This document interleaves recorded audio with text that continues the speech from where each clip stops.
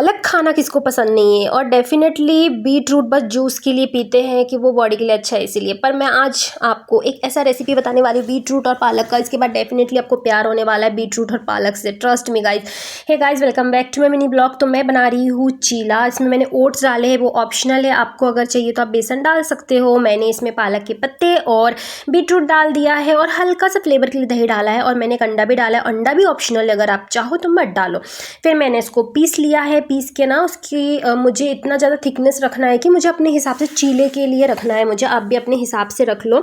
इसमें कुछ ऐड नहीं करना है आपको, हल्दी वगैरह कुछ नहीं, बस ओनली सॉल्ट रहेगा। अगर आप बिल्कुल फिगर कॉन्शियस हो, डाइट कॉन्शियस, डाइटिंग कर रहे हो, तो आप इसमें ना ओट्स का ही यूज़ करो, बेसन आप मत करो। और अगर आपको बस टेस्ट के लिए करना है, क्योंकि ये टेस्टी तो होता ही है डेफिनेटली, देन आप इसको प्लेट में निकाल लो और फिर इसको आप दही के साथ, सेजवान चटनी, अचार किसी के साथ भी खाओ, बहुत ज़्यादा टेस्टी लगता है यार गाइस। ट्रस्ट मी, एक बार ज़रूर ट्राई करो। बाय।